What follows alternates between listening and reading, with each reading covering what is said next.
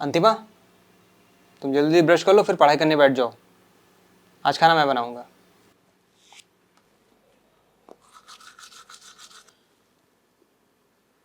आज मेरा बहू के हाथ के आलू के पराठे खाने का मन है।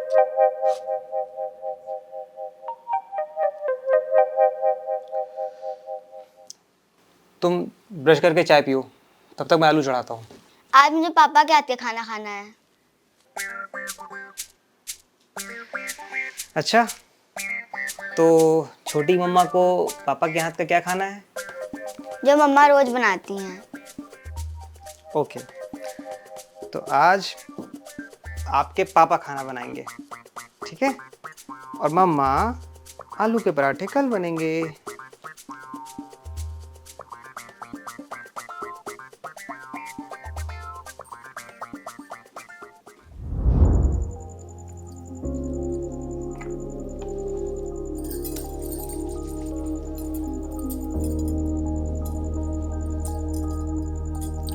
अरे जरा ठीक से करो, बिल्कुल जैसे नाटक कर रही हूँ। ये अभी तक आई क्यों नहीं? क्या करने लग गई है?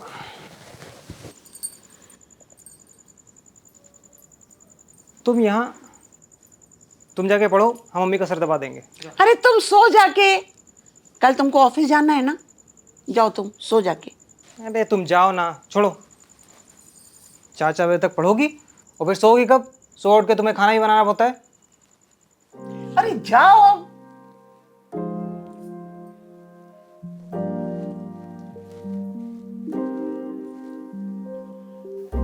बेटा, अगर चिल्लाओ नहीं तो एक बात कहें। क्या हुआ मम्मी? आप ऐसे क्यों बात कर रही हैं?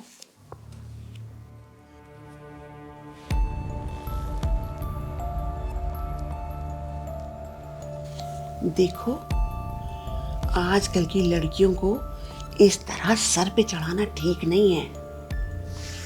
बाकी तुम बड़े तो हो ही गए हो, समझदार भी हो।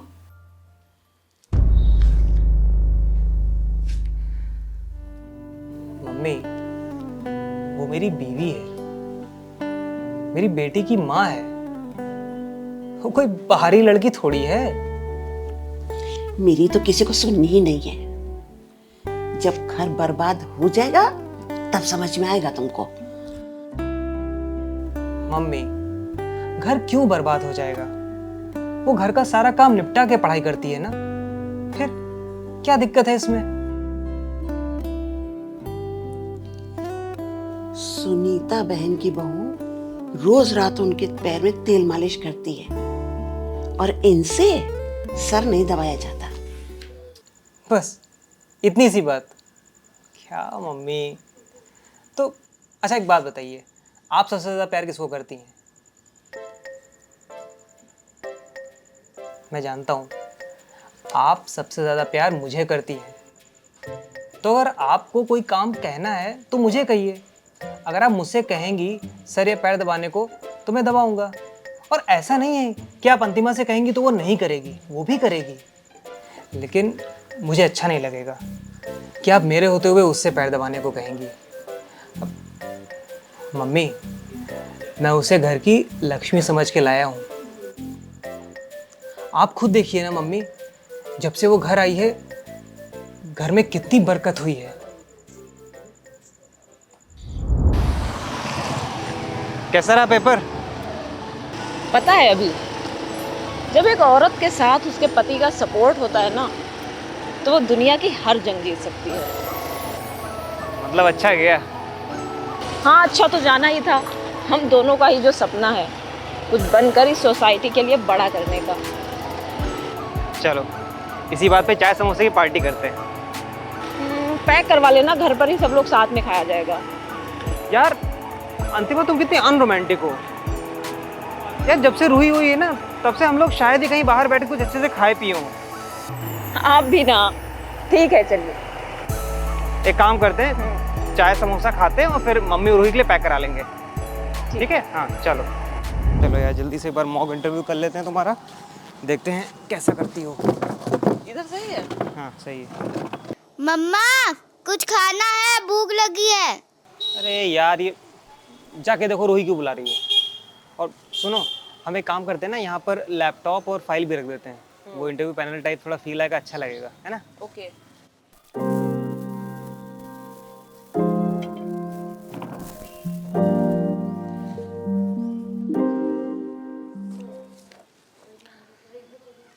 अंतिमा शर्मा, कम इन sir. Come in. Good evening sir. Good evening, have a seat. Thank you sir. Antima, so tell me something about yourself. Sir, my name is Antima Sharma. I am from UP Balia. And what about your hobbies?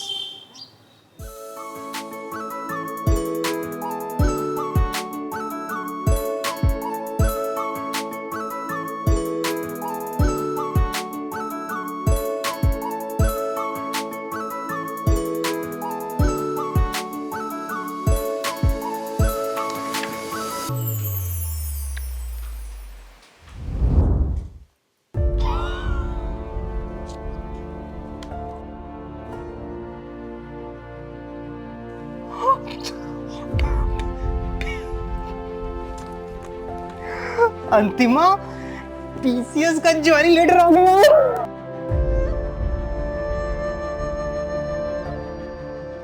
और तुमने मुझे बताया भी नहीं मोटू, result कब आया था तुम्हारा? मम्मी, रूही कहाँ है? प्रिंसिया के साथ खेल रही। तुम बताओ, ये रिजल्ट कब आया तुम्हारा? जब तुम ऑफिस में थे और तुम्हारी मीटिंग चल रही थी तो तुमने फोन किया था मुझको कि देख लो तुम्हारा रिजल्ट आया है क्या। तब सच में रिजल्ट आ गया था, लेकिन मैंने तुम्हें सरप्राइज करने के लिए झूठ कहा था कि अगले महीने रिजल्ट आएगा। और फिर ऊपर वाले की मर्जी भी देखो कि इस टाइम आपको इतना ज्यादा बिजी कर दिया काम में, तुम्हें टाइम ही नहीं मिला रिजल्ट देखने का। मम्मी, अरे आपकी बहू एसडीएम बन गई। हाँ, खुश रहो। ज्वाइनिंग लेटर है, चाय पी लेते हैं फिर पैकिंग की जाए चलने के लिए। तुम्हारी ज्वाइनिंग तो कहीं बाहर डिस्ट्रिक्ट में होगी ना? हाँ तो नहीं तो मतलब बाहर कहाँ जाएंगी महारानी? हमारे घर की औरतें ऐसे बाहर नहीं निकलती हैं। बिल्कुल सही कहा मम्मी जी आपने। हमारे घर की औरतें अगर बाहर निकलकर अपने पैरों पर खड़ी होंगी तो समाज में बदनामी होगी, लेकिन अगर किटी पार्टी करने जाएंगी तो लोगों के बीच स्टेटस बनेगा। देख रहे हो इनका साइड लेने का नतीजा? जुबान कैंची की तरह चलने लगी है। अंतिमा, देखो यार, गुस्सा नहीं करते हैं। अब एक हिसाब से मम्मी भी सही कह रही हैं। अगर तुम बाहर जॉब करने चली जाओगी तो हमारा, मम्मी का, रूही का, हम सबका ख्याल कौन रखेगा?